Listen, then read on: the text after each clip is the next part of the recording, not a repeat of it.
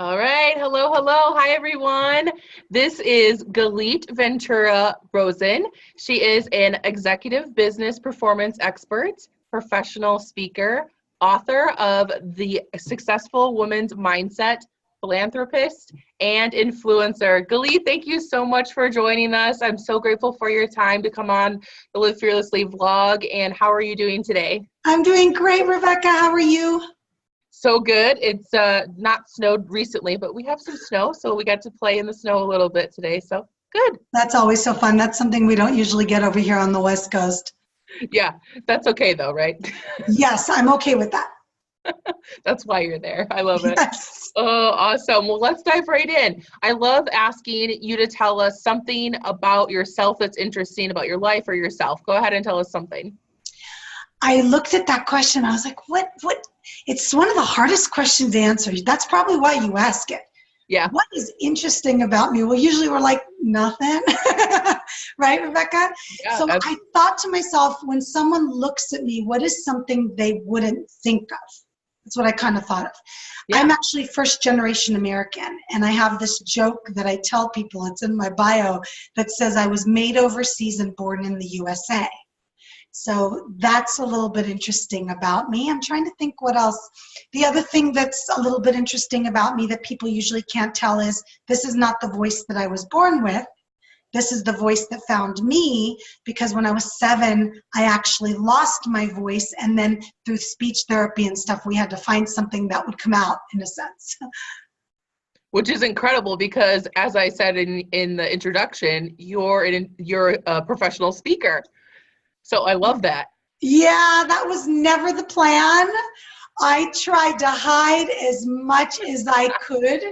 And then as it will be, and I'm sure you've experienced this, Rebecca, or anybody watching, it tends to be the thing you try to stay away from the most is the thing you're apparently supposed to do.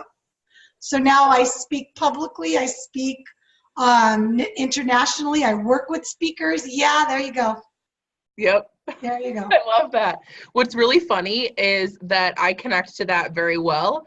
I used to be very conscious of my voice, thinking that it was very manly or not as feminine, and I wouldn't like talking on the phone or anything like that. So I can really relate to that because I talk a lot. I'm actually a very much a connector, and I talk to a lot of people, and I like that. But it's funny that you say that because I remember we connected on that before. You said, "Oh my gosh, I was the same way." Yep. Yeah, it's really something to hear, like when we were younger, those things that just continue to move through our life journey and go with us in some way, shape, or form, and to kind of put us where we are in our life path. It's really interesting to see how that. Yes, for sure. I would have never thought ever in my life, if you would have told me 10 years ago that I would get paid to speak, I would have told you were crazy and you need to get some help. I know, right? And you probably could look back at stuff like that, or anybody listening as well, where, oh my gosh, you're right. I'm doing something I never would have thought I would have been doing 5 or 10 years ago. Yeah, 100%. And that's with a lot of different things. You know, we dream about a lot of stuff and we think, oh, that's a goal. And then when you actually take the time to look back and see like how far you've come, you're like, wow, I used to dream of having that one day. And here it is sitting here. I'm doing it right now. And it's kind of surreal that way, but yes, always. That's amazing. I love it. So, okay, so let's dive into fear a little bit here. So when fear was holding you down, where were you mentally, and how did you feel about yourself in having those fears? I thought about that question, and it took me back to being a kid. First, it took me back to being a kid, and then I'll share a little example from today, being an entrepreneur. But when I was much younger, it was the fear of literally trying to speak and nothing coming out. So it's interesting because you know how people will say, I found my voice. And I say, oh my gosh, I literally had to find my voice. And then because there was that fear and it held me back from having a voice, literally and figuratively, I had to learn with age. So I could give you an example of even being in my 20s where I didn't know my value as much as I do today, and fear held me back from knowing my worth. So because I didn't know my worth, I held back my area of expertise, my knowledge, which in turn, of course, doesn't just affect your income, but it affects your success. So that's one of the biggest examples I could give, is that being someone that's been working for herself since the age of 21, which isn't always the most common, I had to grow into recognizing my value and not allowing fear to stop me. Yeah, absolutely. Because if you're held back with that fear, then you're not going to be living out your passions and what you're designed to do. So, I mean, that makes sense that when you're being held back, that where are you at? Where are you going to go? One of the things that I've learned over the years, and I always say as I get wiser, not older, because I'm not getting older, is that, right, is that fear is such a powerful piece that if we could learn to turn it into determination. And that's one of my favorite things. My book that you mentioned, The Successful Woman's Mindset, I have a chapter that actually talks only about turning fear into determination, because that fear can be so strong that it could stop you. Yeah. Why wouldn't you want to turn that fear into something that pushes you? And if we really think about it, there's only so many places in the pit of our stomach where emotions can come from. And so when I think of fear and I think of determination, they're coming from the same place for me. Yeah. And so I always like to say, hey, fear is part of life. If you feel like it's going to go away forever, you're dreaming. But why not think about turning fear into determination? Yeah, absolutely. Did you say something about fear today? Fear today? Yeah, did you say that there was some kind of a fear for entrepreneurship today? Oh, yes. So what I was saying was that as a child, fear is so different. And then as I became an entrepreneur, it kind of took on a life of its own, because you're being concerned about being judged. And I think as an entrepreneur, fear is a big piece of why so many people don't become entrepreneurs, because we are not raised in a society where it's common to say, I'm going to go to college and get my degree, and now I'm going to open my own business. It's not something common that's like the next step. The typical next step in society is you go to college, you get a job. Oh, where are you going to work? Where did you get a job? So I think fear plays a big piece. So for me, I've learned, being an entrepreneur, working with them, whatever, that is a lot of times why a lot of people don't even start their own businesses until later on in life. Yeah. I mean, yeah, absolutely. There's a lot that goes with being your own boss and having to manage your own life, is as little as, making sure you get up and get dressed for success every day or getting out of the house and doing something if you work from home. It's those little things that it doesn't matter how big or small a fear is, they could hold you back from making huge strides. Yes. Fear is a very strong, I'm sure you've heard this before, because people call it a 4-letter word. Oh, are you going to let a 4-letter word control your life? It really is. You're letting this emotion. It's such a big part of why people don't do things, why they don't try things. And it's an emotion. It's a word that expresses, or is the definition of an emotion that doesn't logically have facts or backup, right? I always say, well, if you have a fear, go find 10 Nobel Peace Prize winners. And if those 10 Nobel Peace Prize winners come back and tell you that it's factual, that fear is for real, then okay. But that's not going to be the case, because usually fear is based on emotion, not based on fact. Yeah. 100%. Oh, that's so true. So, okay. So when you're breaking free from the fear and moving in new directions, sometimes we have relationships and we have friendships that change. And I would love for you to talk a little bit about how this happened in your life, however you want to talk about that. Absolutely. It's happened to me with friends. It seems, unfortunately, with each level, because I'm a level girl, I get to one level, I'm ready to go to the next. It's just because I feel like I've only got one life. I have no idea what happens after I leave this earth, and I'm going to make it the best I can.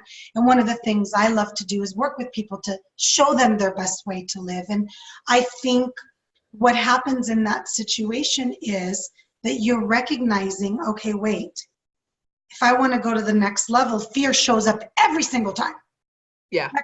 It doesn't matter what you do, it always shows up. So I've had experiences, unfortunately, that really are not fun, where a girlfriend will say, I'll give you an example. You think you can get paid that much money for X, Y, and Z? Well, that's judgment instead of supporting me. Oh my gosh, you're going to kill it. And yes, absolutely, you could start that business. And yes, you can be successful. So at that point, you kind of get this little icky feeling inside and think, is this person really benefiting my life right now? Or are they holding me back? And so I've had experiences where they've let go, and I've experiences where I've let go. So I feel like what fear does is it gives you different perspectives on relationships, friendships. It could also be business relationships, because as you grow and you face your fears and conquer them, and I always think of that wall, that brick wall with the bam, the hammer, or boxing gloves. I love boxing gloves too because I'm so visual. I think that business relationships will not work for you either. So you might have a client that you absolutely loved, and now you're going, wait, I'm not benefiting that person anymore. They're not benefiting me. Let's cut ties. So I think it happens with growth. Yeah, that's a good way to really look at it. And I'm very visual too, so I appreciate those little things in there because I'm so visual. I like see everything. I see boxing gloves, then I see a brick wall, and then I see fear. It's funny how you see things in your head when you're talking about them because you're so visual. And then I always want to show people stuff. I'm like, well, let me just show you that, even though they probably don't even want to see it. Let me help you understand this a little bit better. Like the share screen feature, right, Rebecca? Yeah, exactly. Let me share my screen so I can show you what I mean. I like that. That's so good.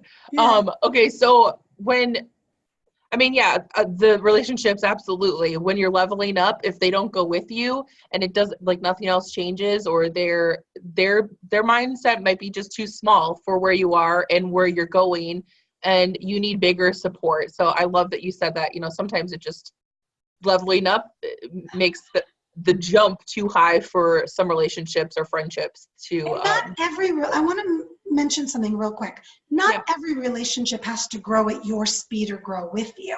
It's just that if they're not open to your growth. So I am not in a place where I think for a second everyone in my life can grow as quickly as I do or as much as I do, okay? Because I know who I am. But I want you to be open to my growth and not hold me back. So if you've got someone in your life that's holding you back, and unfortunately with being human, we are people driven. We need humans. Again, I'm always thinking about Wilson and Castaways, right? You need people. It's just the nature of human. We're not meant to survive without connections and relationships and things. So it kind of makes me wonder, okay, you don't have to grow. Stay who you are, but just let me grow and don't hold me back. Awesome. Thank you for going into that a little bit more, because that really does open the conversations a lot more for people to realize, like, you don't have to just write everybody off when you're changing so much in your life, your business, whatever that is, but letting them know that they need to be open and more positive about what you're putting out there is a really great way to put that. So yeah, thank you. Yeah, for sure. So, okay, so when you're ready to move into those next stages, right, and you're ready to jump ship from having those fears hold you back, what compelled you to do that in your life? I think for me, a lot of times it's that idea that I never want to regret or resent. I have this thing where sometimes I'll look forward, and not in a very long-term capacity where I'll only spend a few minutes. When I look back on my life, and again, visual again, and I'm 80, am I going to regret that I didn't try something? Because then it might be too late. And then I even go a step further. Okay, not everyone likes this example. I'm going to give it. If I was a spirit over my funeral, and they were reading my whatever obituary or whatever ceremony thing they do, am I going to listen and be thankful that I lived the life that I did? So I think for me, I don't ever want to regret missing something that could have been amazing. And not everything is. Remember, Rebecca, some of the decisions we make that we get past fear aren't the best decisions, but we learn from them. So Right. I never want to look back on my life and regret that I didn't try something. And sometimes I use the example of this. I'm not an adrenaline junkie. I don't jump out of planes. I don't bungee jump off our hotel, the stratosphere. I think it's great if you do. I have no desire. I never have, and I never will. That's not what I'm talking about when I talk about getting past your fears.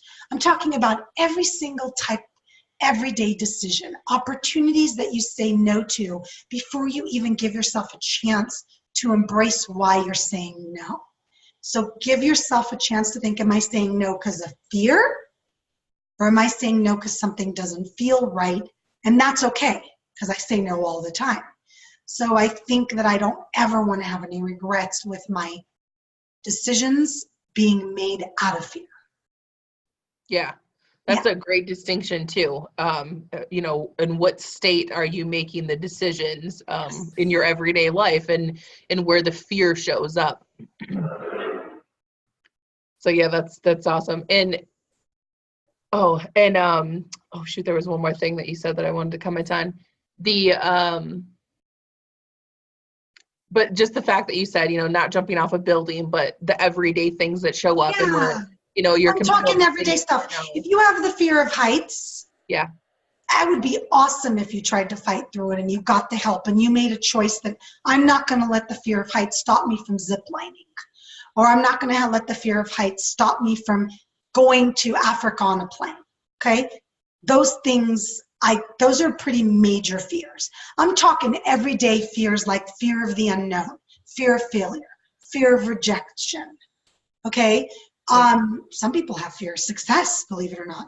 So those type of fears that hold us back every day is what I really like to talk about.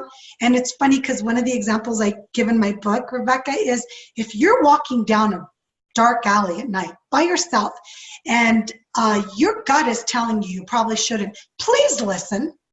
That's a different kind of fear than I'm going to say no because I don't think I'm good enough. I'm scared to fail. What if I don't succeed? What if I look like a fool? Mm-hmm. Those kind of things you want to really check yourself, because at the end of the day, growth only happens in the uncomfortable, and fear is based on the uncomfortable. Yeah, so true. Yeah. Yeah. So, and something I always think of too is that when you say no to, or when you say yes to something, you're saying no to something at the same time, even though we don't realize that. But if you say yes to something, then you have to be saying no to something else, right? I don't know, because I don't have that experience. Okay. I'm one of those people that, well, let's look at that. Do you mean no to an opportunity or no to I'm not going to let fear stop me? Well, I don't know. I mean, I feel like it's for anything. If you're saying no to something, then you're saying yes to something else. Like if you say no to this, then you're thinking like a balance. Saying yes to, or saying no to the fear and saying yes to the fear. I hear what you're saying. I think what you mean is when you say yes, let's just make something up. Oh, yes, I'm going to take that promotion. You might be saying, no, I'm not going to let it stop me, or no, I'm not going to stay here forever and be miserable. You might be saying no to misery, or no to fear, or no, something like that.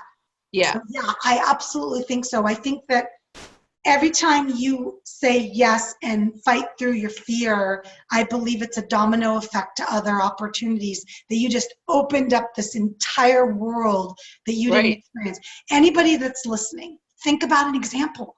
Think about one time you said yes to something that was so uncomfortable and you had fear of, and then all of a sudden you had 6 more opportunities show up because you said yes.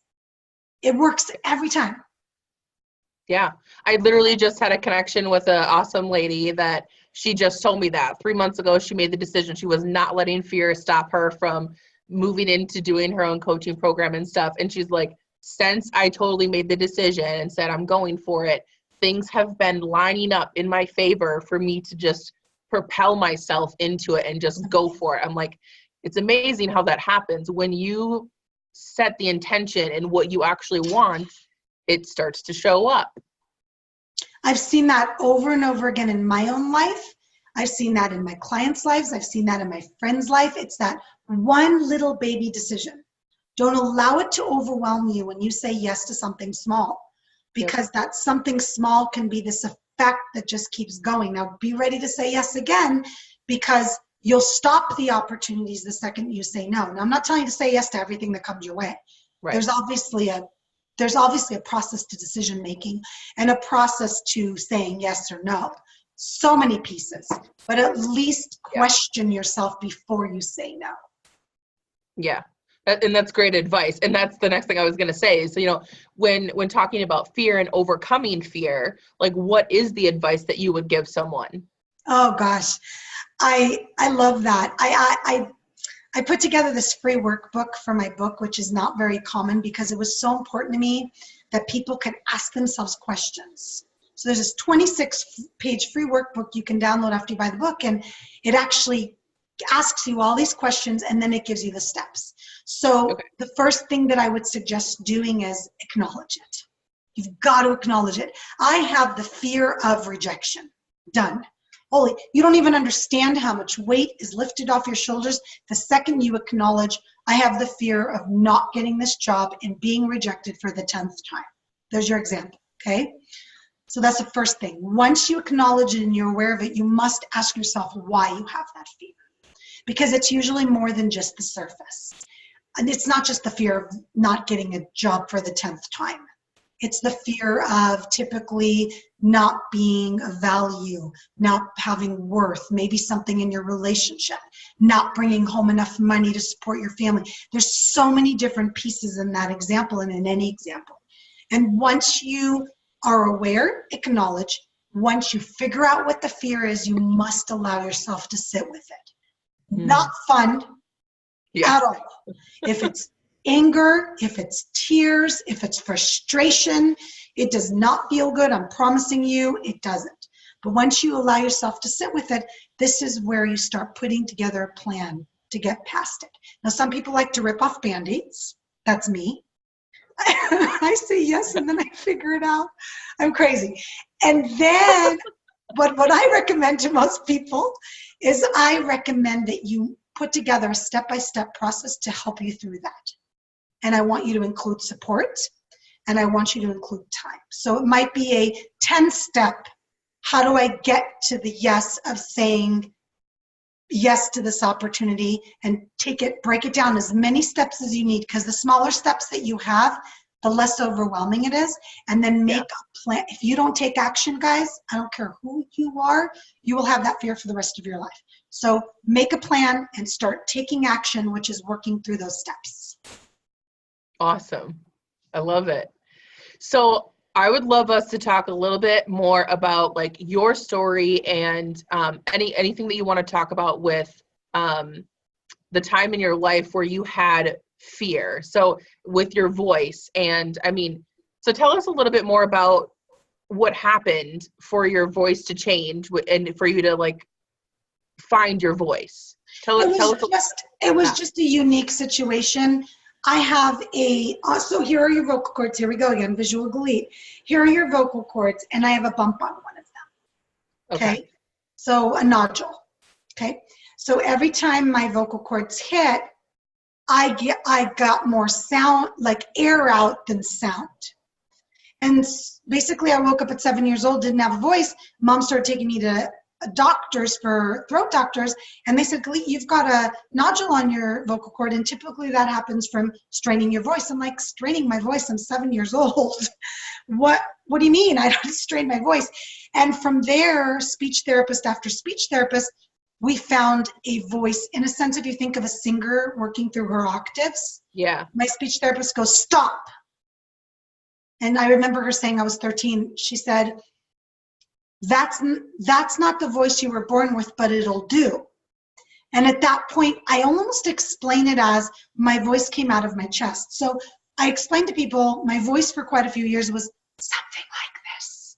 So it sounded like I was whispering a lot. And so people turned that into being a hoarse voice, which it is.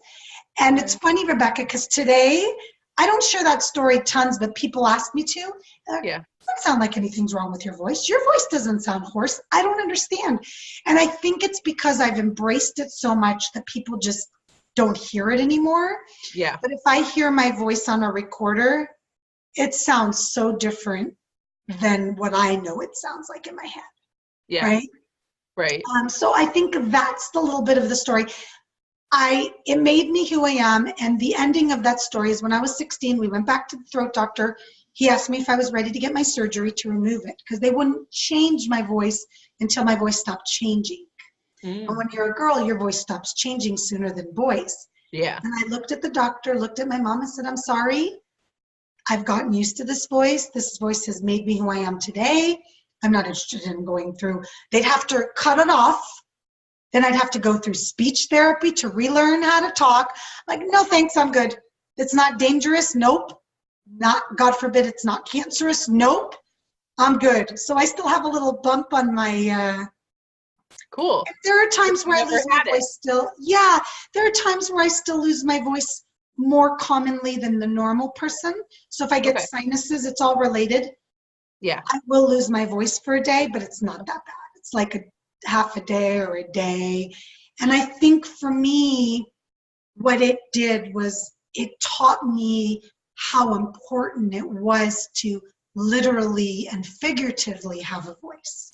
Yeah. So my goal in life to help every person that wants to have a voice and use their voice, because I think that we don't recognize at times how lucky we are to have one to use, and we should probably use it more. Yeah. It just reminds me of Ariel, honestly, like when you talked about how it came yes, because I keep doing this. When she gives her voice away, and I was like, that's what I visualized when you Ursula took her voice because she wanted the cute boy. Yeah. Yep, pretty much. I love it. Oh my goodness. Oh, well, so you literally said no to the surgery, and it's just what it's come to, what you've worked through with therapy and everything. So that's really cool. Yeah, and I really didn't need any therapy. I mean, basically what happened after that was at 13, I had speech therapy. They found this, and then I was done. Wow. I haven't had this checked by a throat doctor since I was a little girl. I haven't had any reason to. Stayed the same size, doesn't get worse, doesn't get better, it's just a growth that stays there. Yeah. Well, I like the fact that you decide, like you were confident enough to just be like, this is who I am. This is who I've grown to be, because you said it was at 7 and then that was at 16. I mean, yeah, you had it that more than you didn't, and it was your own. So yeah, I actually said to my mom, I go, people that are walking in front of me turn around, and they were turning around in high school because they knew it was me. They'd be like, hi, Galit, because they knew my voice, because it was so much more unique than, I don't know what, but it just became a part of what molded me to have confidence and to grow within myself. Yeah, absolutely. It became part of your identity for sure. Yes. I love it. So I wasn't letting fear of having a better voice or losing my voice again to stop me from making a choice like that. Right. There was, like you said, there was no reason to. There's nothing wrong with it. Nope. I didn't have to worry about anything medically dangerous, so I just let it go. Very cool. I like that. Thank you. Okay, so I love dreaming and looking towards the future, and something I love to ask everyone is, okay, so you're really good at moving through fear and pivoting in your life and moving forward with things, and I love asking, like, in 5 years, where do you see yourself? You're living fearlessly now, so where do you see yourself in 5 years? It's so funny when people ask me that, because it's not easy to share so much confidence publicly. But my goal in 5 years is to be a well-known international motivational speaker, but my number one goal in 5 years is to be one of the top female motivational speakers in the world. So that's really my goal. We have a lack of female speakers in this world. When you go on some of these websites and you look, Rebecca, or Google top motivational speakers or top international speakers, it's like 8 out of 10 are guys. Oh yeah, I've been looking at these statistics. 8 out of 10. And yeah. So my goal is to change that. So I've made it my goal in life to connect as many organizations, events, conferences, companies with as many female speakers as I can, just from the goodness of my heart. I do not get paid for that piece. It's just a connection piece, because I want there to be more women speakers out there using their voice. I love it. I love it.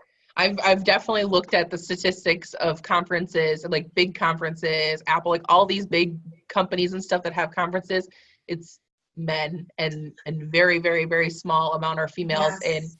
And with wanting to do more speaking myself, I've saw that and I'm like, that's ridiculous. And it's not an issue in the women's conferences world, because the women's conferences are mostly women. It's the issue in the larger, more attended events or companies. And I'm excited because I feel like it's changing. Yeah. And we've got to get more women on the stage. Yeah. It's getting the momentum, but it's getting there. So I love that you're like, oh, I don't like sharing, like the fear of saying it out loud that much. But like we said, you put it out there more and things will start to show up to get you on the right path to make those dreams and visions come true. Manifest. Oh, I make it pretty well known that that's what I plan on doing. It's just sometimes on the interviews, I don't usually get asked that. And I'm going, oh my gosh, how's this going to sound? And again, that's that piece inside you, that fear of, am I going to be judged? Are they going to think I'm too confident? But honestly, you kind of have to be. Because if you have a goal that you want to accomplish, it doesn't matter what other people think. It matters what you think about yourself. Yep. Yeah. 100%. I love it. So, where can people connect with you? Anyone that's watching, where would you like them to connect with you? I'm all over social media, and my website, it's Galit Ventura-Rozen.com. I'm all over LinkedIn. I use LinkedIn, Instagram, and Facebook. They can get a hold of me at all of those places. And then the book is on Amazon and all major retailers, The Successful Woman's Mindset. Perfect. I love that. So is there anything that you would like to leave for your last message to the viewers about fear? And yes, I do. Cool. And I know you know already exactly what I'm going to say, Rebecca. At the end of the day, I believe each person has a choice. I think we have free will, and thankfully most of us live in countries where we do. So you have the free will to choose, one of my favorite words, to choose to allow a 4-letter word like fear to stop you, or you have a choice to allow it to push you. So at the end of the day, it's no one's choice but yours, and you have to make it for yourself. Yes. Love it. I love it. Love it. Love it. Well, Galit, thank you so much for your time and coming on the vlog. I absolutely look forward to having you back on the vlog. Oh, thank you. And connecting with you more. So guys, if you have any questions about anything that Galit has talked about, or you just want to get to know her, what you do, you need to go connect with her and any of the facets, any of the avenues that she had mentioned. So thank you guys for watching. Love yourself and live fearlessly. Have a great day.